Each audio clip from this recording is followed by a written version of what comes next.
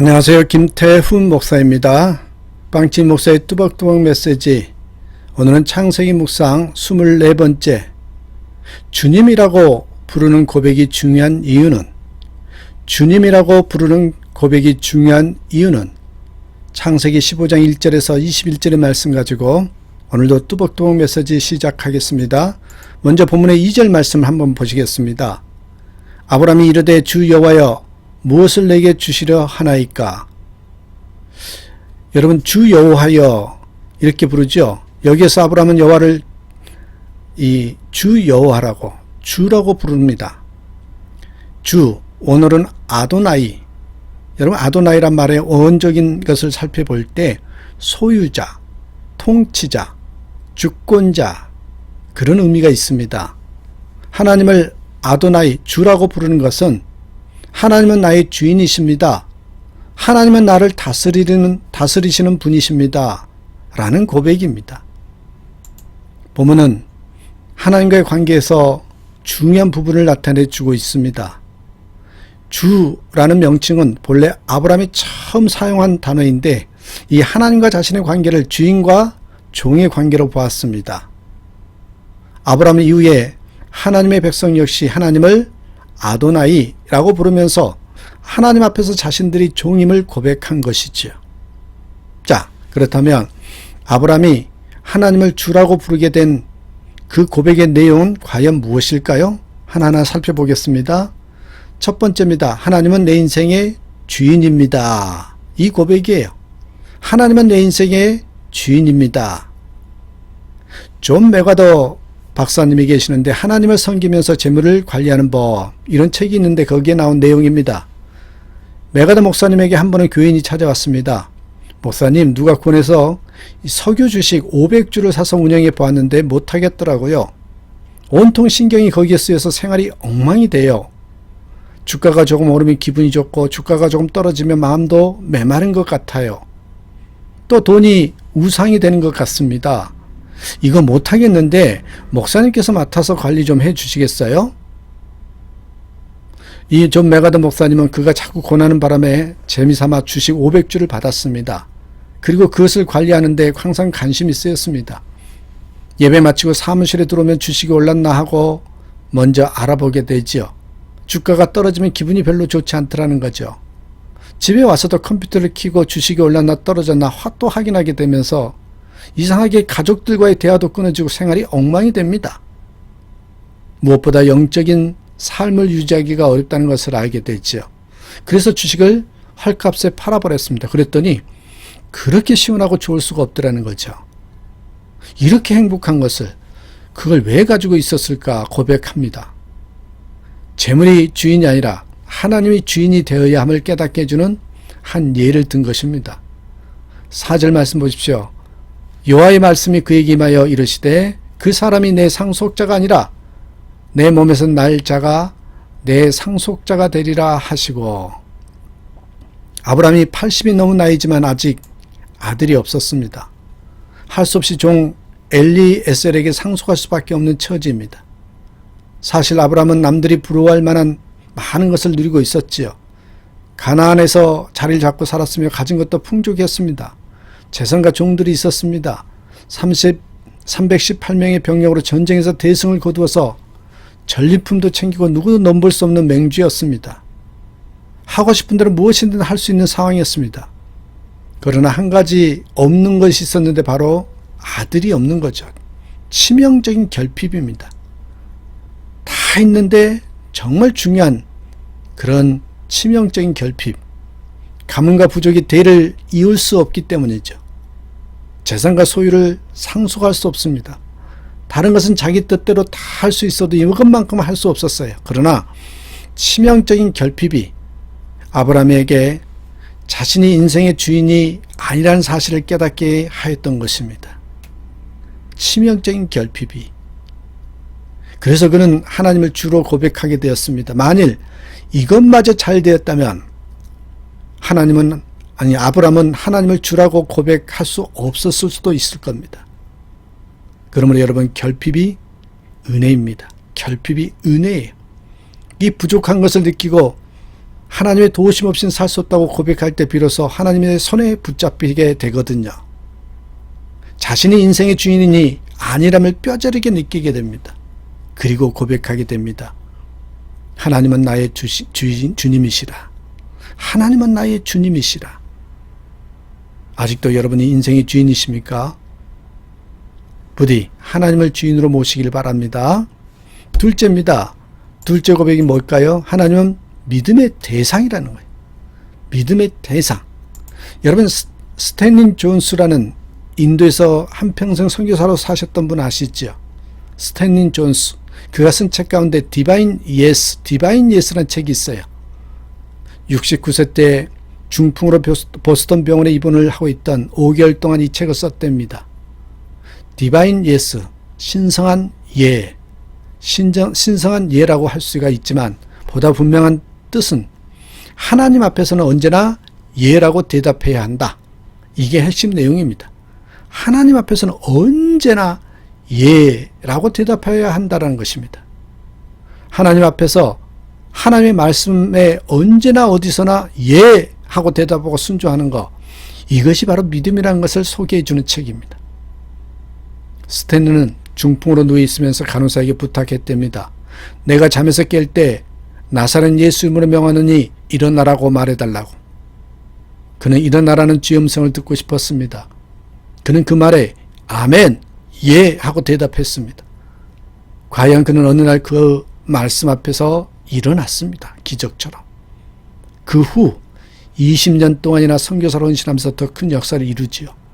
여러분, 이것이 믿음의 능력이요 역사입니다. 부하든 가난하든 성공하든 실패하든 인정을 받든 못 받든 중요한 것이 아닙니다. 하나님 앞에 의롭다함을 받을 수 있는 믿음이 더욱 중요한 것입니다. 6절 말씀 보세요. 아브라함이 여호와를 믿으니 여호와께서 그를 그의 의로 여기시고, 하나님께서 아브라함에게 아들이 태어나 상속자가 될 것을 말씀하셨습니다. 믿기 어려운 말씀입니다. 하늘의 별을 가리키며 자손이 별처럼 많을 것이라고 하셨습니다. 그런데 아브라함이 믿은 것입니다. 그런데 아브라함이 믿어요. 본문을 자세히 보니까 여호와의 말씀을 믿었다가 아니라 여호와를 믿었다. 여호와를 믿으니라고 나오잖아요. 말씀은 믿기 어려운 것이지만 여호와를 믿기 때문에 말씀을 믿었다는 뜻입니다. 그때 하나님께서 아브라함에게 믿음을 지켜갈 수 있도록 해주셨습니다. 믿을 수 없는 것을 믿게 되었고, 믿을 수 없는 상황 속에서 믿음을 지켜갈 수 있었고, 어려운 상황에서도 믿음으로 이겨낼 수 있었던 거죠. 믿음을 지키기 어려울 때 믿음의 주이신 여호와 하나님을 바라보며 우리는 그 믿음을 지켜갈 수 있도록 역사해 주시는 분이 바로 하나님이십니다. 아브라함은 아들을 주신다는 약속을 받은 지 10년이 넘어 나이가 80이 되었어요. 늙은 나이에 어떻게 아들을 낳아 대를 이어가겠습니까? 아브라함에게는 믿음의 고비였습니다. 그런데 믿음의 고비에서 그는 하나님을 바라보았습니다. 하나님을 만났습니다. 하나님을 믿게 되었습니다. 다시 믿음의 경주를 할 수 있게 되었습니다. 이 믿음의 고비가 있습니까? 그렇다면 아브라함처럼 하나님을 주로 믿으며 바라보십시오. 감당할 믿음을 주십니다. 그 믿음으로 또한 하나님은 주시라 고백할 수 있도록 만들어 주실 것입니다. 사랑하는 여러분, 우리의 믿음의 대상은 하나님이세요. 하나님을 믿고 나가는 저와 여러분 되시길 바랍니다. 세 번째, 여러분, 주님이라고 부르는 고백이 중요한 이유, 바로요,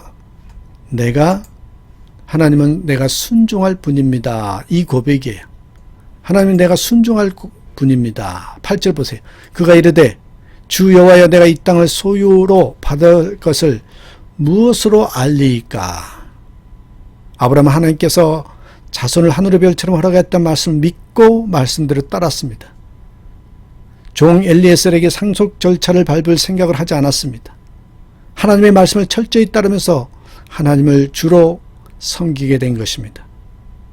노년기에 접어든 아브라함이 본토 친척 아비 집을 떠나 새로운 삶을 시작한다는 것은 거의 불가능했습니다. 삶의 울타리가 될 만한 것들을 버린다는 것이 몹시 힘들었을 것입니다. 그러나 그럼에도 불구하고 아브라함이 순종할 수 있었던 이유는 하나님의 주권을 인정했기 때문입니다. 자기 뜻대로 할 수 있는 것이 아니라는 사실을 인식했습니다. 앞으로 되어질 일들도 하나님께서 주권을 가지고 이끌어 가실 것을 그 사실을 고백하지요. 그래서 묻지도 않고 따지지도 않고 순종하였습니다. 하나님을 주로 믿으면요, 하나님을 주님이라고 믿어지면 순종이 나타납니다. 말씀을 구체적으로 실천하면서 순종할 때 비로소 여러분 하나님께서 주가 되어 주십니다. 게리 스몰리 교수의 관계 필터링이라는 책이 있습니다. 거기에 자기가 힘들었던 시절을 기록해요. 한때 모든 일이 잘 풀려서 사익이 커져갖고 재정적으로도 풍족해졌고 명성으로도 높아지게 됩니다. 그런데 갑자기 관계들이 틀어지기 시작하더래요. 아내와 대화가 끊기고 자녀들과 소원해집니다. 사역하던 사람들과 소통 역시 잘 되지 않았습니다. 그러자 마음속에 조바심이 생겨났고 모든 것이 뒤죽박죽 헝클어진 그런 느낌이, 그런 상황이 된 것 같습니다. 도대체 왜 이렇게 되었을까? 그 원인을 찾으려 해도 찾을 수가 없었고 자신에게서도 별 문제를 찾을 수가 없었답니다. 그런데 어느 날 중요한 사실을 한 가지 깨닫습니다. 자신이 성공하게 되면서 모든 것을 자신이 이루었다고 착각한 것입니다. 그래서 모든 일을 독단적으로 결정하고 있는 자신의 모습. 작은 일을 결정할 때도 결정권을 하나님께 맡겼던 자신이 점차 큰 일조차도 하나님의 뜻을 묻지 않고 행하는 모습이 보입니다. 성공을 이루게 되면서 하나님 중심의 삶에서 자기 중심의 삶으로 변화된 거죠. 결국 게리 스몰리는 자신의 문제가 하나님과의 관계에서 문제가 생긴 것임을 파악하고 그 사실을 깨닫고 다시금 되돌립니다. 그때부터 문제 해결을 위해서 하나님과의 관계를 정립하는 일부터 시작했습니다.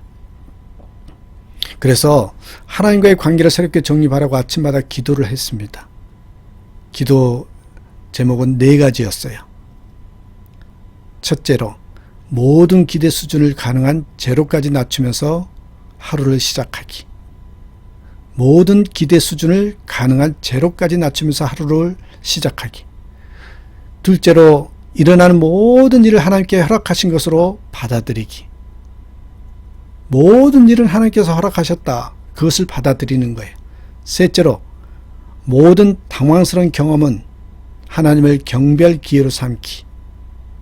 넷째로, 하나님 안에서 안식을 누리면서 하나님이 무엇을 하라고 하시는지 묻는 기도를 드리기. 여러분, 우리는 우리의 삶 속에서 가장 중요한 관계는 당연히 하나님과의 관계입니다.